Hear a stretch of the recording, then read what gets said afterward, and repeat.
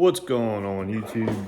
So, today we have no power in our house, but that don't stop me. We got some work to do on a customer build.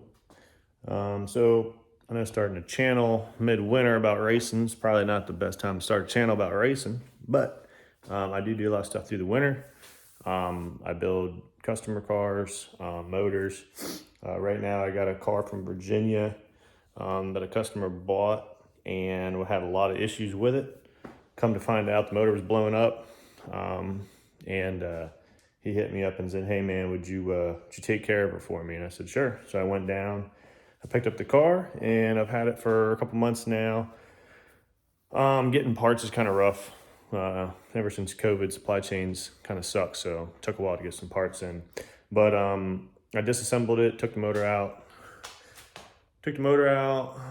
pulled everything apart, and sent the block off to Jeremy to get the machine work done, and was waiting on pistons for a while. So finally got the block back. So here's our block. Let's check it out.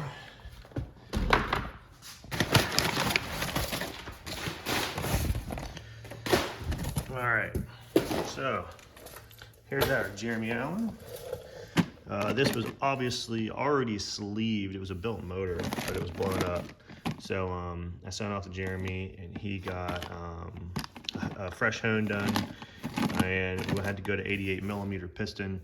But it was already sleeved. It didn't have an O-ring though, and the customer said, "Hey, I want to do the O-ring." So we did the machined O-ring.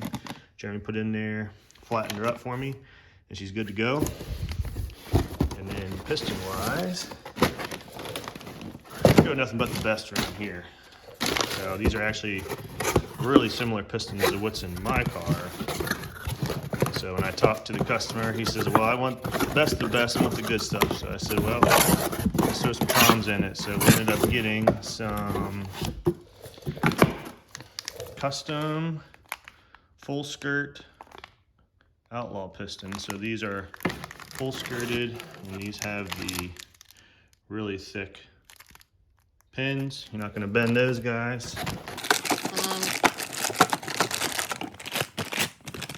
We got Allen built custom pistons here. So these are pretty much the same thing I got in my car. They're full skirts, got a lot of meat on them. You're not going to break these pistons. Got a little weight to them, but when you want to make some power, this is what you got to do. So even has the custom mill out there for the oil squirters, even though we're not going to run oil squirters in this one, but it's nice to have that. So there she goes. I'll take you through what I got to do to get this bottom end together. All right, so I'm going to show you guys a little bit of the difference of what we got here.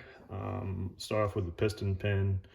So as you can see, quite a bit of difference, way a bit of difference on the pin size. So definitely lighter, but this is a lot more heavy duty. It's going to hold up to a ton of power. And then one way to tell, here's our new piston with our old pin. One way to tell if the pins are bent is to slide in that piston and see how well it moves. And as you can see, it's free floating. There's no problem. So if this was bent, you'd have a lot of issues doing that, but slides right in, slides right out.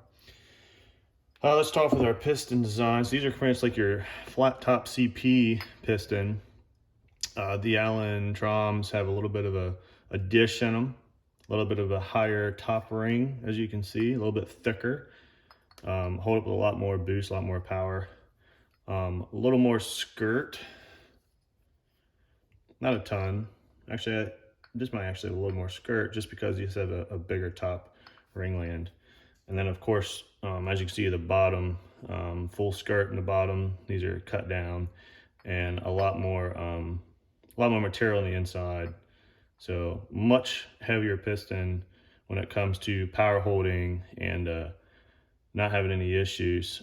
These are still a really good piston. I mean, these will probably be fine, you know, 600, 700, 800 horsepower, probably even 1,000. But of course, you know, you could run into a problem with overheating the piston, cracking a ringland or something like that. So when you want to start making some serious power, you gotta you got to go to a pretty beefy piston. So I really like these Troms, really nice. And then to go along with it, we got the new PVH rings. These are supposed to be the best of the best, is what I run in my car as well. Really hard top ring, hold a lot of boost. I've ran mine all year, and I still got great ring seal. So really nice.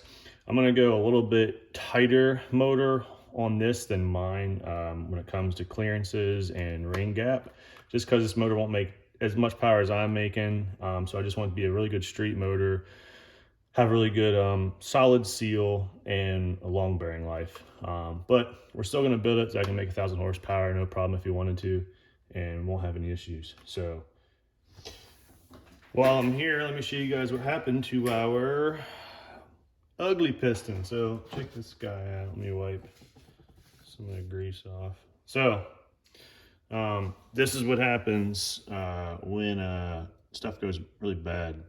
So I call this Black Death. So this piston got way too hot. This is on the exhaust side, and it just destroyed the skirt of this piston. The rings were, I was able to get the rings out, but they were pretty much almost welded in. All the rings broke off when I was trying to get them out.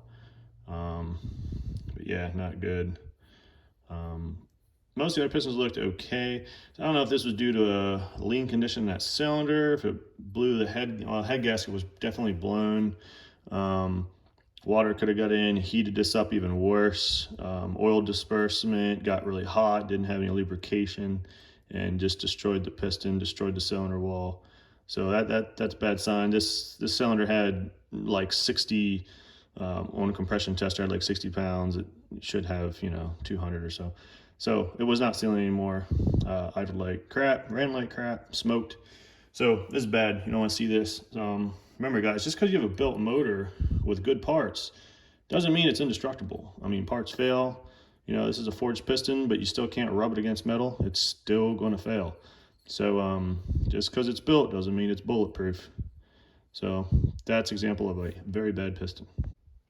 And then when it comes to bearing wear, everything looked pretty good. So these are our rod bearings. So they look pretty good. Now these are obviously, you F-Series guys are like, man, they look tiny. Well, they are tiny. These are actually K-Series bearings, because this is a K24 crank. So the Ks have a little bit smaller rod bearing. The mains are the same, but rods are not the same. But all in all, the rod bearings looked pretty good. You can see there's a little bit of trash in there. That was from all the piston material. And here's some of our mains. Our mains looked pretty good too. You can see some of the trash that got in there. I know the center journal got a little trashed out because of all the piston material. But all in all, it looked pretty good. This one got the most wear. So you can see the coating is pretty much gone and wore it down. But we were happy to see that there was no journal or any spun bearings or any real damage. So that was a good sign. And then, he's using the Inline Pro rods. These are nice rods. I use the X-Beam, but these are their 2.4 rod off Inline Pro. Really strong rod, should do really well for them. These are the rods that were in the car, and there's nothing wrong with them at all. So we're gonna reuse the rods. His crank's good to go, and let's start getting this guy together. All right, so next we're going to measure our piston. Gotta have the right tools to measure piston, and I measure all my stuff again, even if it's manufactured. It's not that you don't trust the manufacturer, but you want to make sure that you have the right, correct measurements. You don't want to put this motor together and something not be right. So you're gonna measure right around middle of the bottom of the skirt here. And make sure you get your micrometer straight and flat.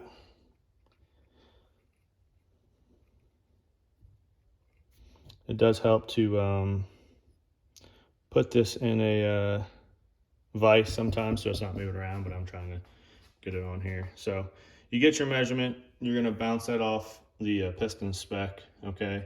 And make sure you're coming up with the same spec. And then what we're gonna do is we're going to zero out our bore gauge in this diameter here, and then we're gonna go over to our cylinder walls and get our piston to wall. So again, piston to wall is all what kind of power you're gonna make, recommendations off engine builder, recommendations off your piston manufacturer, and you're gonna come up with a good piston to wall for your power level. All right, so we're gonna take our bore gauge here, and this is our piston diameter. We're gonna stick her in here. And then once you get it in, you need to zero. You're gonna have to zero out your gauge, okay? So this turns, and you put it on 0. So this can be quite tricky to get. As you can see, you slip off a lot and stuff. But once you get it on there, you gotta rock it, make sure that you're center.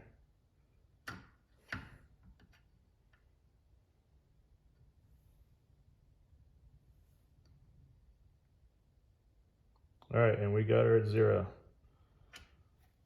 All right, so once you get your gauge at 0, we're gonna go to the cylinder wall and measure that. All right, so we're gonna measure cylinder 1 here. All you're gonna do, stick your bore gauge inside. You're gonna rock it back and forth to see what you're coming up with. We're getting 5 thou. Let me bring you guys down here real quick. So what you gotta do is you gotta rock it back and forth. As you can see, there we're getting a glare there, 5 thou. And you also will do, that's lateral. Make sure you get both ends. So that's really close. Also, so when they hone these cylinder walls, they hone it with a torque plate. And what a torque plate does is it distorts the block, like the head and the studs are clamped down. The reason you want to do that is because these aren't the same roundness without torque as they are with the head on it with torque. You know, you put 80 to 90 foot-pounds of torque on these studs, it's pulling the blocks, so the cylinder walls will distort a little bit. So you want to hone these with a torque plate. So measuring this now with no torque plate, it's probably not dead on. But I still do it just to make sure that we're in the ballpark, okay? But anyways, that's how you guys get your piston to wall clearance. That's how you measure everything. Again, you know, it takes special tools and you gotta know what you're looking at. But I trust my machine shop. Jeremy Allen is probably the best of the best, and he does amazing work. As you can see, he started doing this machined O-ring, which is really, really cool. So you can see how he machines this slight steel O-ring into the sleeve, and that helps.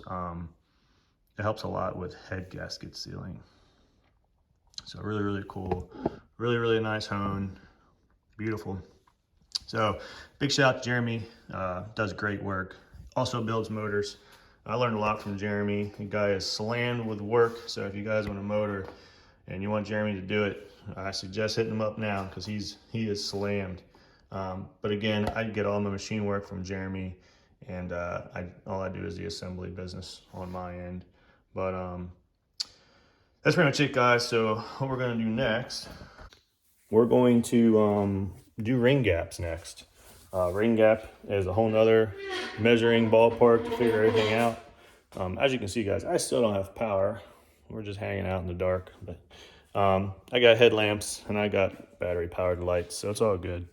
But we're going to do ring gaps next. So we got our piston to wall clearance. Everything looks good there. So next up is ring gap. How do you come up with ring gap? Well, you can go to your piston manufacturer and they're going to have specific ring gaps for specific applications when it comes to you're running turbo, you're running nitrous, your all motor, and what kind of power levels you're gonna make. Ring gap's a little, I wouldn't say secretive, but a lot of engine builders don't really like to release a lot of ring gap information because the smaller the gap, typically the better the seal and a little more power you're gonna make. But you go too small and those rings butt, you're breaking ring lands. So a lot of guys went through motors, went through a lot of trial and error to figure out what works the best. I know what ring gaps I like to run on real high horsepower, and I know what ring gaps I like to run on lower horsepower. So again, if you're not really sure, your piston manufacturer will definitely give you a good roundabout figure on what type of ring gap to use. Now we got power back, I got some lights, that's good. So we're gonna do our ring gaps real quick. I'll time lapse it, show you guys the whole deal, but this takes a lot of time, a lot of patience to do your ring gaps correctly. So you're gonna need a set of good feeler gauges with a lot of different measurements on there. You're gonna need your rings, and you're gonna need even a new piston or an old piston to get the ring down into the cylinder. Easiest way to get your ring down in your cylinder, I like to go into the side. You're gonna pinch the ring a little bit, try to get off the wall as much as possible. You're gonna release and swing it down. You're gonna take your piston and you're gonna square up your ring down in the cylinder wall. I go about down past the bottom of your bottom ring land. You're gonna take your feeler gauges and you're gonna measure that gap that is between your, so you see that small gap, you're gonna have to measure that, and that is your ring gap, okay? And so I have a top ring and a bottom ring. Right now that's our top ring. Our bottom ring is gonna be our, what they call it, the oiler scraper ring.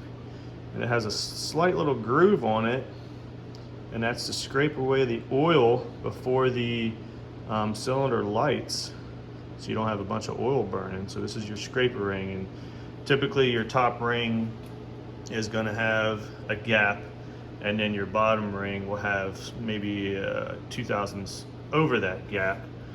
Some guys like to do under, some guys like to do over. Just depends on the engine builder, but you got to make sure that neither of these rings butt. So you got to make sure that you get the correct ring gap for your power application. This is obviously way too tight. Now they're going to come tight from the factory, so that way you can gap them yourself. So we're going to go over, we'll get on our ring filer, we'll file these rings to the right spec, and we'll do all 4 tops and all 4 seconds, and then we'll do our oil gap. So our oil control ring, which are these 2 little guys here, you just gotta make sure that they're 15 thou or greater. So we already checked that, they're good to go. So I don't have to gap these anymore, file them at all. So we'll go ahead and do our rings here on a time lapse and show you guys the whole process.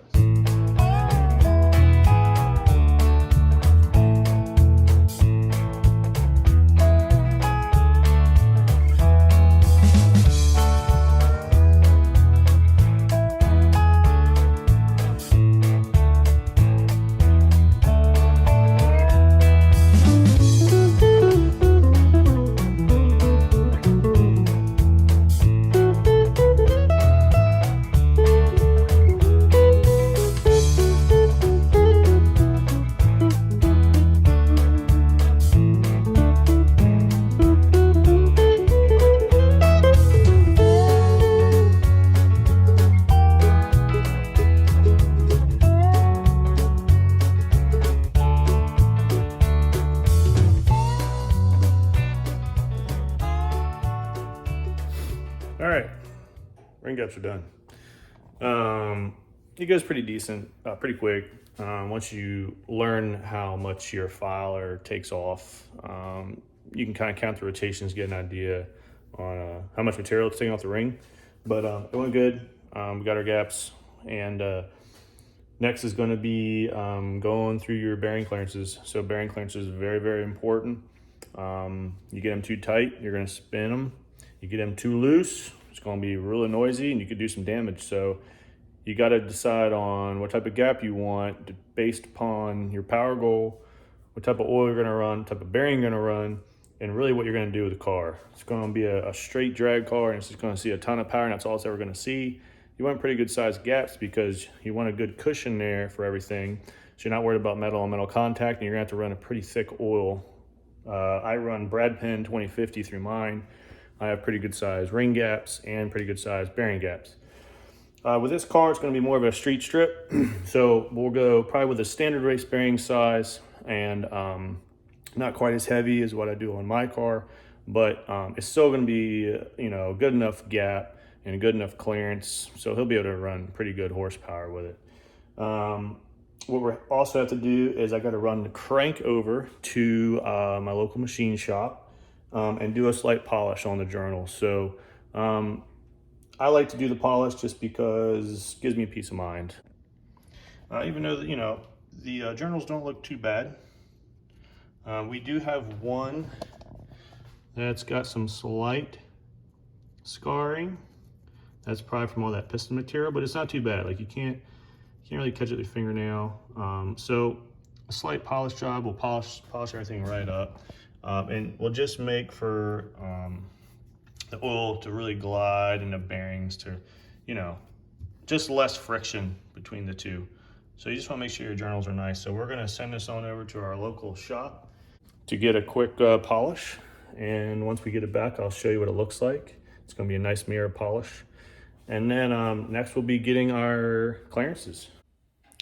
So we're going to move on to getting the injectors hooked up. So we decided to go with some really nice FIC injectors for Dylan's car. Super nice pieces right here. So these are FIC 2150s. Really like these injectors, they're really nice. But what we got to do is we got to get the pigtails wired up. So that's what I'm going to do now, and I'm going to solder them in. I'm not a big fan of the quick clips, the little adapter clips that guys use. Not a big fan of them. They can get loose. You can lose connection to your injector, and a lot of bad things can happen. So we're going to hook up solder gun, cut the pigtails off, and I'll show you guys how I do my soldering. All right, so here we have our guy. So we just cut the head off here, and we're gonna strip back some wire. And then here's our new pigtail with our shrink wrap. And those guys there. All right, and there we go. We got our solder joint done up. Let's see if I can focus on that. Come on, there we go. So there's our solder joint. So what I do is I literally just take the two ends and I shove them down in each other, and then I do a slight twist and then solder up. So nice, decent solder job. Then you just take your shrink wrap, go over top, heat it up, and it'll look like factory wire job. So we're gonna knock all these out. All right, guys, here's our finished product. Nice clean OEM job. They're not gonna go anywhere. Plenty of wire length. So yeah, there we have it.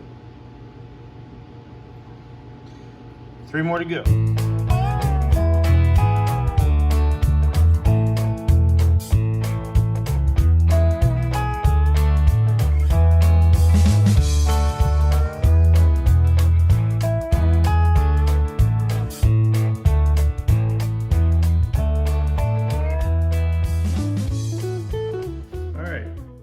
Clips are on, looking pretty factory, I must say so myself.